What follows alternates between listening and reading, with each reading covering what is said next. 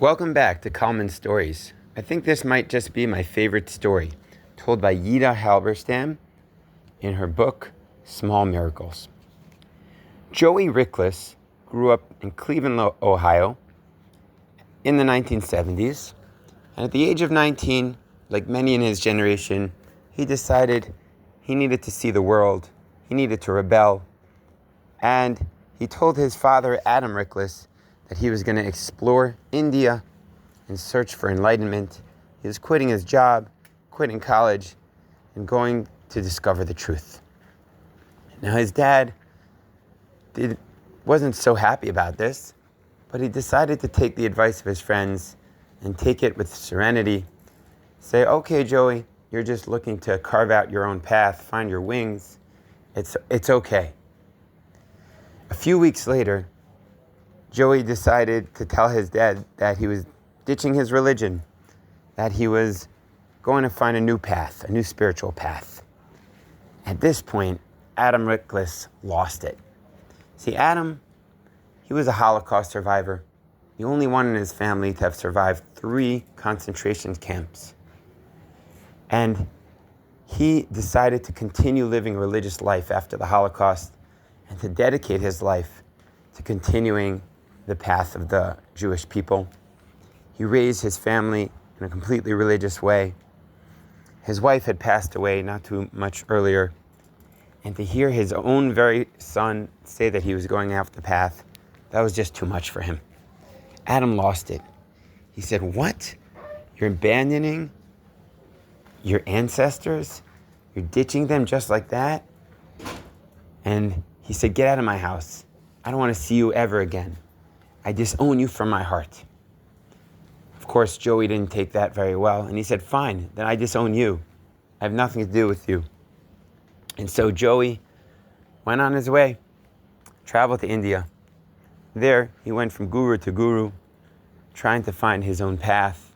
And in the meantime, he met a girl named Sarah, and they became a couple. She too came from a religious Jewish home and decided to ditch it all to search for a new path. And for 6 years, they traveled around India, and all was good until one day, Adam ran into his old buddy Sammy, and they were so happy, and they were recanting all their adventures and stories, until at a certain moment, Sammy told Joey, "And I'm so sorry about what happened to your dad." And Joey said, "What? What happened to my dad?" And Sammy said, "Oh, I guess you didn't know. Your father passed away a few months ago." "They didn't write to you?" Joey said, I didn't tell anyone where I was. Nobody knew how to find me." "What did he die of?" "He had a heart attack." A heart attack, Joey thought to himself, more like a broken heart. Joey was inconsolable. He felt like he had killed his dad, like his dad was grieving over him, and that's what ultimately led to his demise. Deep in his heart, he had always wished to reconnect with his father and to make everything okay again. But now he understood he would never have that opportunity.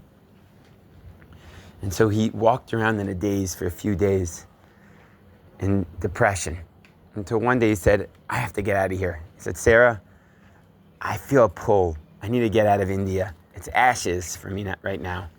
I need to go to Israel." Sarah was in shock. "Israel? Why Israel? What's there?" And Joey said, "I don't know. I just feel like I got to go there." Sarah said, "Okay." And they headed on a plane. And it was tense. When they got off the plane, Joey told Sarah, "I need to go pray." And Sarah was shocked. "Pray? We used to laugh at all that stuff. What are you becoming weird on me?" Joey said, "I need to go pray. My father died. I feel like I killed him. Will you just be there for me?" And an argument ensued once again. And after about an hour of arguing, Joey and Sarah decided they were going to go their separate ways. And at the end of it all, Joey said, "I don't understand. I thought we were soulmates." Sarah said, "We are. But right now our souls are not aligned."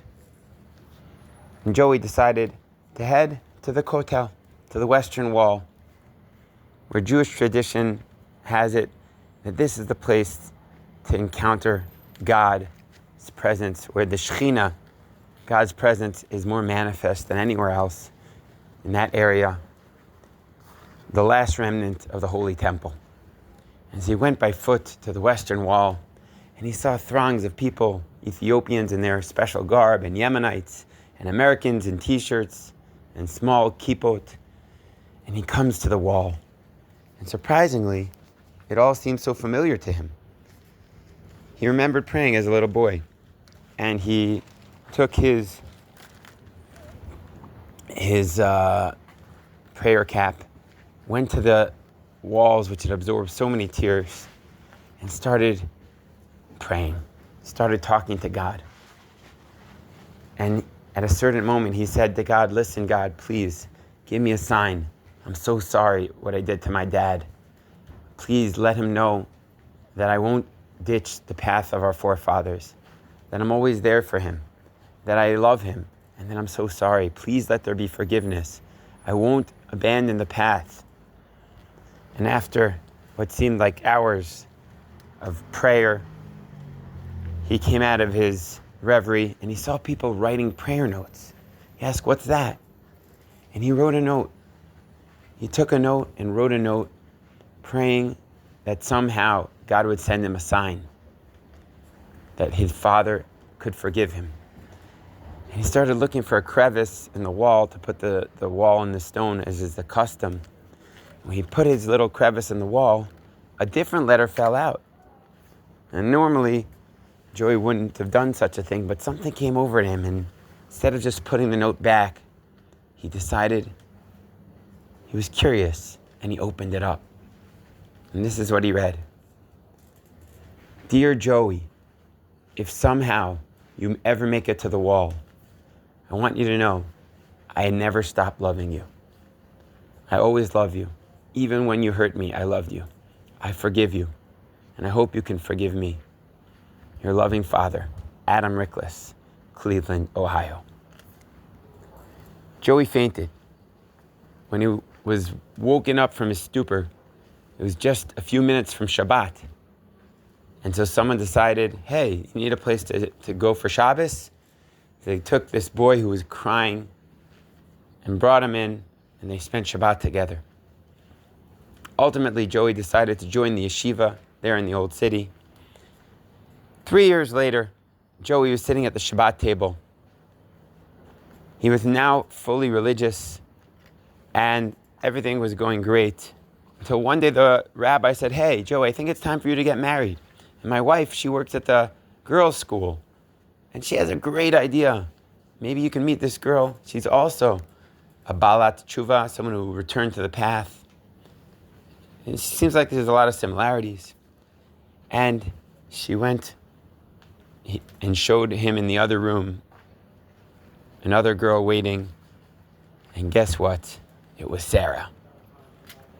And they were in shock. "Joey, what are you doing here? Sarah, what are you doing here?" "Well, I was already in Israel, so I figured I'll see the land. I visited some family, and I found out I actually love Israel, and I decided to learn more about Judaism, and so here I am studying in this seminary. I guess we were soulmates all along." And that's the end of the story. I actually emailed Yitta Halberstam to make sure it's a true story, and she indeed did confirm to me that it is a true story. To me, it's a story about how souls are aligned, fathers and sons, and men and women, soulmates. And sometimes we have to go far away, but ultimately, as long as we stay connected in our hearts, God will find a way to reconnect us. And if that's true with people, it's certainly true with our Father in heaven. Hope you enjoyed today's story. Again, from Yitta Halberstam's wonderful book, Small Miracles. And may you be blessed with a magical day. Maybe you'll even write your own prayer note at the Western Wall. And maybe if you get an amazing miracle, you can send them in, and we will post it here on our podcast. Have a great day.